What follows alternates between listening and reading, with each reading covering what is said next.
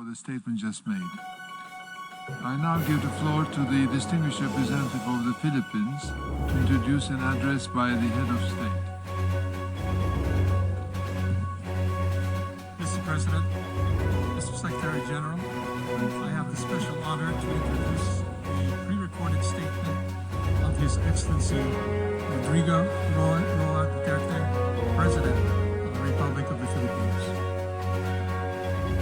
Mr. President of the UnitedNations General Assembly, Mr. Secretary General, Head of the State and Government, Excellencies, I am honored to address you today on behalf of the Filipino people on the 75th anniversary of the United Nations. The invisible enemy that is COVID-19 has brought about an unfamiliar global landscape and unleashed a crisis without precedent. It is the biggest test the world and the United Nations face since World War II. While the United Nations has brought relief and hope to so many countries and peoples around the world, it now finds itself saddled by a virus that has taken many lives and wrecked economies and social order. We are at a crossroads. How we address COVID-19 will define our future. For the Philippines, this means putting up all of the peoples of our United Nations at the core of this response. We will need to ask hard and fundamental questions about the vision and mission that the United Nations conceptualized 75 years ago. We need to ask ourselves whether or not we have remained true and faithful to the United Nations principles and ideas. Mr. President, in the light of the realities of the present, the Philippines grieves with all of the families all over the world who lost their loved ones to this horrible virus. We extend our heartfelt condolences. We salute all frontliners who put up their lives on the line even in countries not their own. So also do we honor and recognize the healthcare professionals who selflessly answered the call to combat the COVID-19 pandemic despite its virulence and unknown characteristics. While each nation has its own strategy in fighting the pandemic, what the world needs are coordinated international plans and efforts to pursue a common purpose. COVID-19 knows no border, it knows no nationality, it knows no race, it knows no gender, it knows no age, it knows no creed. The Philippines values the role that the United Nations plays in its fight against the pandemic. And the middle-income country whose economic advantages have been derailed by the pandemic, we welcome the launch of the UN COVID Response and Recovery Fund. Ensuring universal access to anti-COVID-19 technologies and products is pivotal in the global pandemic recovery. The world is in the race to find safe and effective vaccine. When the world finds that vaccine, access to it must not be denied arbitrarily. It should be made available to all rich and poor nations alike as a matter of policy. The Philippines joins our partners in the ASEAN and the non-aligned movement and in raising our collective voice. The COVID-19 vaccine must be considered a global public good. Let us be clear on this. We can call for a global health agenda with enough resources and policy space for the World Health Organizations. We need a WHO that is quick to coordinate and quicker to respond. The Philippines will do its part in the pooling of global resources. Our health workers are among the best. Mr. President, just as we needed stability and confidence because of the pandemic, geopolitical tensions continue to rise. Escalating tensions benefit no one. The new flashpoints heighten fears and tend to tear people apart. When elephants fight, it is the grass that gets trampled flat. Given the size and military might of the contenders, we can only imagine and be aghast at the terrible toll on human life and property that shall be inflicted if the world war deteriorates into a real war of nuclear weapons and missiles. I therefore call on the stakeholders in the South China Sea, Korean Peninsula, the Middle East, and Africa. If we cannot be friends as yet, then in God's name, let us not hate each other too much. I heard it once said, and I say it to myself, Mr. President, Filipino migrant workers have been devastated by the pandemic. Many have lost not only their livelihood, but also their health and lives as well. Yet they go on in the front lines, healing, caring others in the different parts of the world. The Philippine government has embarked on an unprecedented repatriation program. More than 345,000 overseas Filipino workers needed to come home. And we have brought back half and are bringing back the rest. We thank the countries that have provided Filipino migrants with residence permit, access to testing, treatment, and related health services in this pandemic. We brought back most of our seafarers who are stranded because of COVID-19 restrictions. We pioneered with the IMO of the Green Lane for a safe changes seafaring. In these times, we need stronger cooperation in promoting and protecting the rights of migrants, regardless of their migrant status. We must all adhere to the global compact of safe, orderly, and regular migration. Unless states include all the migrants in this response to this pandemic, no one among us is safe until everyone is safe, as the Secretary General has said. With the poverty rate reduced at 16.6% and the sustained economic growth of 6.4%.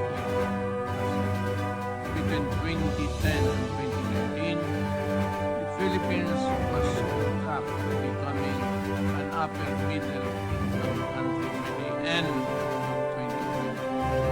But the pandemic has raised our economy.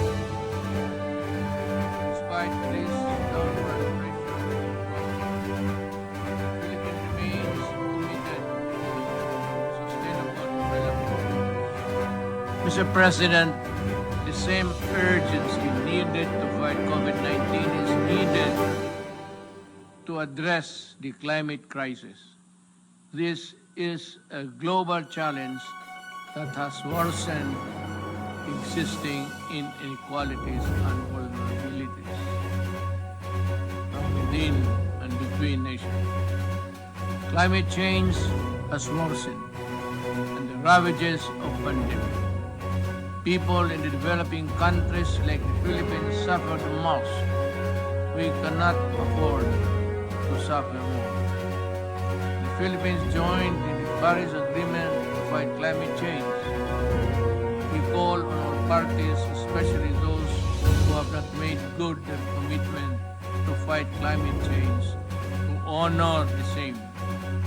We call on all parties to strengthen communities and peoples for preparedness and resilience. We're talking about mankind and Earth, of one and only. Mr. President, the Philippines will continue to protect the human rights of its people, especially from the scourge of illegal drugs, criminality, and terrorism. A number of interest groups have weaponized human rights, some well-meaning, others ill-intentioned. They attempt to discredit the functioning institutions and mechanisms of democratic countries and a popularly elected government which in its last 2 years still enjoy the same widespread approval and support. These detractors pass themselves off as human rights advocates while preying on the most vulnerable humans, even using children as soldiers on human shields in encounters. Even schools are not spared from their malevolence and anti-government propaganda. They hide their misdeeds under the blanket of human rights, but the blood oozes through. To move forward, open dialogue and constructive engagement with the United Nations is the key. But this must be done in full respect of the principles of objectivity, non-interference, non-selectivity, and genuine dialogue. These are the fundamental basis for productive international cooperation on human rights. Mr. President, terrorism looms large. As I said at the Aqaba process, the Philippines will do everything and partner with anyone who would sincerely desire to protect the innocent from terrorism in all its manifestations. The Marawi siege, where foreign terrorist fighters took part, taught us that an effective legal framework is crucial. Our 2020 Anti-Terrorism Act shores up the legal framework by focusing on both terrorism and the usual reckless response. Its enactment was done pursuant to our commitment and the strict adherence to the relevant Security Council resolution and the UN Global Counter-Terrorism Strategy. Most importantly, we remain committed to rebuild the stricken community and address the root causes of terrorism and violent extremism in the country. We must remain mindful of our obligation and commitment to the Charter of the United Nations, and as amplified by the 1982 Manila Declaration on the peaceful settlement with the national disputes, the Philippines affirms that commitment in the South China Sea in accordance with UNCLOS and the 2016 Arbitral Award. The award is now part of international law, beyond compromise and beyond the reach of passing governments to dilute, diminish, or abandon. We firmly reject attempts to undermine it. We welcome the increasing number of states that have come in support of the award and what it stands for. The triumph of reason over ration, law over disorder, of amity over ambition. This, as it should, is the majesty of the law. Mr. President, the global health crisis has further complicated the global security environment. But no aspiration nor ambition can justify the use of weapons that destroy indiscriminately. There is no excuse for death that a nuclear war could cause, nor the reckless use of chemicals and biological weapons that can cause mass destruction. These weapons of death put us all at mortal risk, especially if they fall into the hands of terrorists without dread of humanity in their souls. We can call all member states to fully implement the nuclear non-proliferation treaty and chemical and biological weapons convention. I have asked the Philippines Senate to ratify the treaty on the prohibition of nuclear weapons, and importantly, we were among those who signed. Mr. President, the Philippines has a long history of opening its door to the refugees, from the White Russians following the 1917 revolution, and the European Jews in the Second World War, and the Vietnamese in the late 1960s, and the Iranians displaced by the 1979 revolution, among others. The Philippines continue to honor this humanitarian tradition in accordance with our obligation under the 1951 Convention on the Status of Refugees and the 1967 Protocol.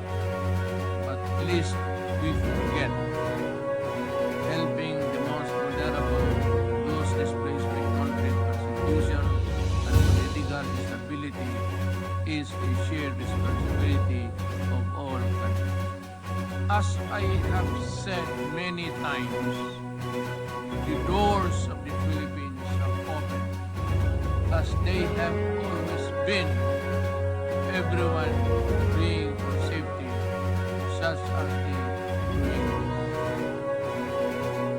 In the face of mounting refugee crisis worldwide, let us work together towards ending the conflict and conditions that force people to flee. Mr. President, as our societies become more diverse yet interdependent, social cohesion issues come, mutual understanding always accompanied by mutual tolerance within those of different faiths and cultures is the only foundation of societies of peace with each other and all others. Finally, I express gratitude to the gallant peacekeepers, including our own, who advance the cause of peace in the most difficult situations. From the Golan Heights in the Middle East to Liberia in West Africa, Filipino peacekeepers ourselves on the front line between the vulnerable and those who seek harm. We are committed to increasing Philippine victories in UN peacekeeping operation with increased participation of women. Again, Mr. President, to defeat COVID-19 pandemic and other challenges, we must work with seamless unity, which demands complete mutual trust and the conviction that we will win or lose together. We cannot bring back the dead, but we can spare the dead, and we can build back better, healthier, and more prosperous and just society. To this end, we rededicate ourselves to the multilateralism. The UN remains humanity's essential organization, but it is only as effective as we make it. To make significant changes, we need to be bold. We need the same collective courage that finally made the United Nations a reality 75 years ago. We need to act on long-standing recommendations to improve the Security Council's composition and to work working together and working methods to strengthen the role of the General Assembly and to streamline the processes and the operation of the UN. Indeed, to be ready for the new global normal, it cannot be business as usual. Let us empower UN, reform it to meet the challenges of today and tomorrow. Let us strengthen it so it can fully deliver its mandate to maintain peace and security, uphold justice and human rights, and promote freedom and social progress. After all, we are the United Nations.